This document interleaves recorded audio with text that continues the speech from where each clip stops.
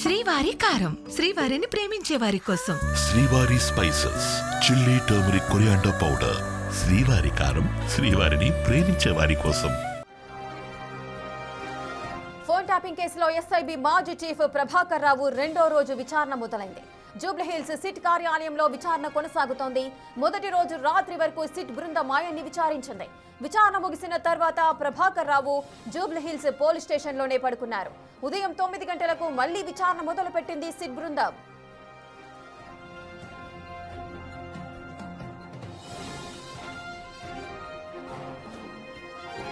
నిన్నటి విచారణలో భాగంగా ప్రభాకర్ రావుకు సంబంధించిన 5 ఐక్లౌడ్, 5 జీమెయిల్ ఖాతాల్లోని డేటాపై సిట్ దర్యాప్తు చేస్తుంది. గతంలో ఆయన ఇచ్చిన 4 జీమెయిల్ ఖాతాలు, 2 ఐక్లౌడ్ ఖాతాల పాస్వర్డ్లలో డేటా కనిపించకుండా పోవడంతో సిట్ వాటిని ఎఫ్ఎస్ఎల్కు పంపింది. ప్రస్తుతం ఎఫ్ఎస్ఎల్ డేటా ఆధారంగానే ప్రభాకర్ రావును సిట్ ప్రశ్నిస్తోంది. సింక్ అయిన డేటా కోసం యాపిల్, జీమెయిల్ కంపెనీల నుంచి సమాచారాన్ని సేకరిస్తోంది.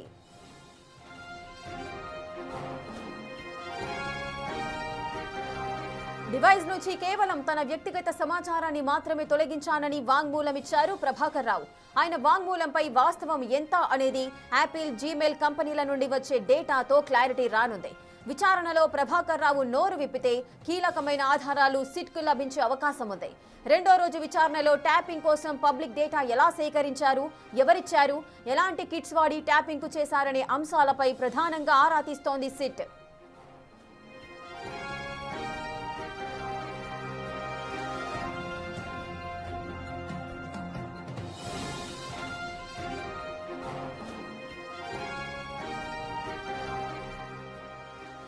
ఇసుక ఫోన్ ట్యాపింగ్ కేసులో ఎస్ఐబి మాజీ చీఫ్ ప్రభాకర్ రావు విచారణ కొనసాగుతోంది. దీనికి సంబంధించిన అప్డేట్స్ మా ప్రతినిధి సురేష్ అందిస్తారు.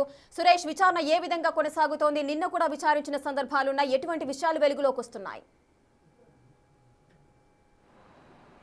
ప్రభాకర్ రావుని నిన్న సుదీర్ఘంగా ఉదయం 11 గంటలకి ఆయన జూబ్లీహిల్స్ పోలీస్ స్టేషన్ వచ్చిన తర్వాత రాత్రి 10 గంటల వరకు కూడా ప్రభాకర్ రావుని విచారించారు. ఎందుకంటే తొలి రోజు లేటుగా వచ్చాడు కాబట్టి 11 గంటలకు సుప్రీంకోర్టు గైడ్లైన్స్ ప్రకారం ఆయనని 11 తర్వాత విచారణ ప్రారంభించి రాత్రి 10 గంటల వరకు కూడా విచారణ చేశారు. ఇదే జూబ్లీహిల్స్ పోలీస్ స్టేషన్లో ప్రభాకర్ రావుని ప్రస్తుతం విచారిస్తున్నారు. అయితే నిన్న ఆయన ఉపయోగించినటువంటి సెల్ ఫోన్లతో పాటు ఆ ఈమెయిల్స్ 5 ఈమెయిల్స్ని వాడినట్టు పోలీసులు గుర్తించడం జరిగింది. ఆ మెయిల్స్ ద్వారా ఎవరెవరికి మెయిల్స్ పంపించాడు, మెయిల్ ద్వారా ఎలాంటి సమాచారాన్ని సేకరించాడు, వాటన్నీ కూడా డిలీట్ చేశాడు. కాబట్టి వాటన్నిటిని మళ్ళీ రీట్రీవ్ చేసి ప్రభాకర్ ముందు ఉంచి విచారిస్తున్నారు. అంతేకాకుండా ప్రభాకర్ రావు ఎస్ఐబిలో కీలకంగా పనిచేశాడు కాబట్టి అప్పటి ప్రతిపక్ష నాయకులను టార్గెట్గా చేసుకొని నక్సలైట్ల పేరుతో లిస్టు తీసుకొని ఆ తర్వాత రాజకీయ నాయకులు, వ్యాపారవేత్తలు వారందరికీ కూడా ఫోన్లను ట్యాపింగ్ చేసినట్టు సిట్ ఇప్పటికే ఆధారాలు సేకరించింది. అయితే బాధితుల స్టేట్మెంట్ కూడా నిన్న ముందు ఉంచి విచారించిన సందర్భంలో ప్రభాకర్ రావు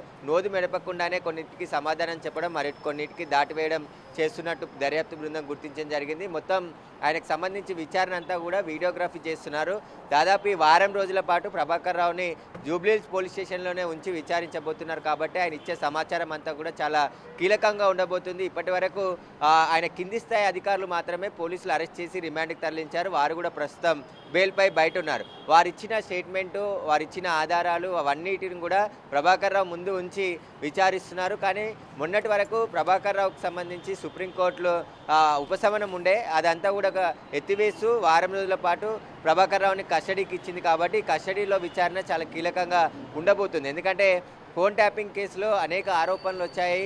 భారీగా ఆస్తులు కూడా ప్రభాకర్ రావు సంపాదించినట్టు పోలీసులు సమాచారం సేకరించారు. కాబట్టి ఆయన కొడుకులు చేసే వ్యాపారం కావచ్చు, రియల్ ఎస్టేట్ వ్యాపారంలో భారీగా పెట్టుబడులు ప్రభాకర్ రావు కొడుకు పెట్టినట్టు గుర్తించారు. కాబట్టి వాటన్నిటికి సంబంధించి కూడా ఏ విధంగా ఫండ్స్ వచ్చాయి, ఒకవేళ ఫోన్ ట్యాపింగ్ ద్వారా ప్రభాకర్ రావు కూడా లబ్ధి పొందినట్లయితే ప్రభాకర్ రావుకు సంబంధించిన సమాచారాన్ని అంతా ఇప్పటికే సిట్టు బృందం సేకరించింది. కాబట్టి వాటన్నిటిని ఆయన ముందు ఉంచి విచారిస్తున్నాయి. కాబట్టి ప్రభాకర్ రావు ఎస్ఐబిలో చాలా కాలం పనిచేశారు. కాబట్టి ఆయన అనుచరులు ఇప్పటికీ ఇంకా ఎస్ఐబిలో కానీ ఇంటెలిజెన్స్లో కానీ ఉంటే దర్యాప్తుకు సంబంధించిన సమాచారం ఎప్పటికప్పుడు ఆయన అమెరికాలో ఉన్నప్పుడు తెలుసుకునేవాడని చెప్పేసి కూడా పోలీసులు గుర్తించారు. కాబట్టి ఇప్పుడు ఆయన ఎవరు ఆయనకు సహాయం చేశారు, ప్రభాకర్ రావు అనుచరులు ఇంకా ఎవరైనా ఉన్నారా అనే దానికి సంబంధించి కూడా విచారణ జరుగుతుంది అంతర్గతంగా. కానీ ప్రభాకర్ రావు ఫోన్ ట్యాపింగ్ ద్వారా అనేక ఘోరాలకు పాల్పడ్డట్టు సిట్టు దర్యాప్తులో తేలింది. కాబట్టి ఆయనకి సుప్రీం ఆదేశాలతోనే మేము చేశామని చెప్పేసి గతంలో రాధాకిషన్ రావు మాజీ టాస్క్ ఫోర్స్ డీసీపీ రాధాకిషన్ రావు ఇచ్చినటువంటి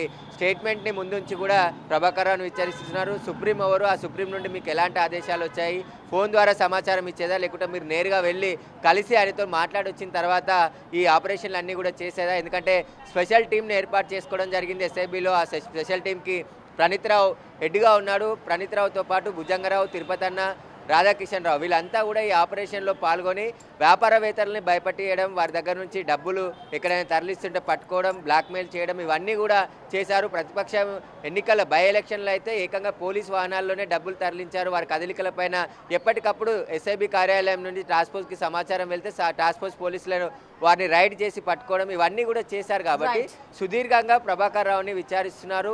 ఈ విచారణ చాలా కీలకంగా ఉండబోతుంది. ఇక ప్రభాకర్ రావుకి నివాసం నుంచే భోజనం వస్తుంది, బ్రేక్ఫాస్ట్ కూడా ఉదయం తీసుకొచ్చారు. నిన్న లంచ్తో పాటు డిన్నర్ కూడా తీసుకొచ్చి ఇవ్వడంతోనే ఆయన ఇంటి భోజనమే చేస్తున్నారు. ఆయనకు ఆరోగ్య సమస్యలు కూడా ఉన్నాయి కాబట్టి ఆ మందులు కూడా ఇంటి నుండి తీసుకొచ్చిన మందులనే పోలీసులు ఆయనకి అందిస్తున్నారు. కానీ ఈ వారం రోజుల విచారణ చాలా కీలకంగా ఉండబోతుంది. ఖచ్చితమైనటువంటి సమాచారం ప్రభాకర్ రావు నుండి రప్పించేందుకు పోలీసులు అన్ని ప్రయత్నాలు చేస్తున్నారు. గత విచారణలో సహకరించలేదు కాబట్టి ఈ విచారణలో ఏ విధంగా అయినా ప్రభాకర్ రావు నుండి సమాచారాన్ని రాబట్టే ప్రయత్నం పోలీసులు చేస్తున్నారు.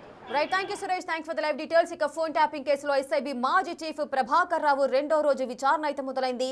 జూబ్లీ హిల్స్ సిట్ కార్యాలయంలో ఈ రోజు ఉదయం రెండో రోజు విచారణ అయితే కొనసాగుతోంది.